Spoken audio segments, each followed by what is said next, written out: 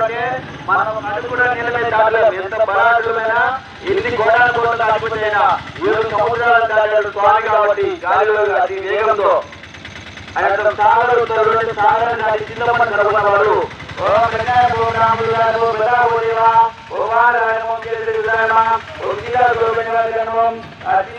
దుర్గాన్ని నివారించింది కాబట్టి మన యొక్క బాధలు ఆ దుర్గాన్ని సదా కాపాడుతారు.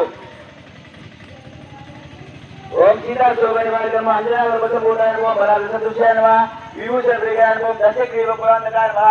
విభూషణుడు రావణాసుడు అన్నదమ్ములైతే ఎందుకు రావణాసుడిని చంపాలి, తమ్ముడిని రాజుని ఎందుకు చేయాలంటే వాళ్ళ దేవతలు కాబట్టి ధర్మం దాటాడు రావణాసుడు. 12 సంవత్సరాలు పూజ చేశాడు, పేదవాడై కూటికి లేనివాడు.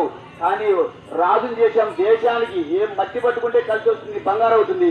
పెద్దవాడైపోయి రాజ్యానికి రాజయ్యాడు.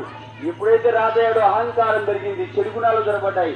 ఆ మరుక్షణమే దేవతలు దూరం అయ్యారు. చూసారా, మీరు మంచి మనసుతో ఉన్నంత వరకు మీతో తప్పకుండా దేవుడు మీ పని ప్రతి ఒక్కరు కూడా నెరవేరుస్తుంటారు. మీకు అదే నమ్మకం. ఎప్పుడైతే చెడు గుణాలు జరపడ్డాయో రావణాసురులో ఆ మరుక్షణం దేవతలు దూరం అయ్యారంటే ధర్మం దాటినప్పుడు వాళ్ళు కూడా కోపడతారంటే మన పిల్లలు తప్పు చేసినప్పుడు ఎలా కోపడతామో సరైన మార్గంలో నడచాలని వాళ్ళు కూడా కోపడతారు. కాబట్టి ధర్మంగా ఉండాలి. అందుకని ఆ రావణాసుని రావణాసుని తమ్ముడిని ఆ ఊరికి రాజుని చేసి తిరిగి వెళ్ళిపోయారు అయోధ్యకు. అంటే దేవతల కల్మషం లేని వాళ్ళు అందరి వాడు అని అర్థం. ఎవరైతే పద్ధతిగా ఉన్నారో వాళ్ళు తప్పకుండా వాళ్ళ మనవడో కొడుకు ఎవడో కూడా పెద్దోడిని చేసి ఉద్యోగం చేసి మంచి స్థాయికి తీసుకొస్తారు. ఒకప్పుడు లేకపోవచ్చు, కానీ రాను రాను పెరుగుతుంది. ఓం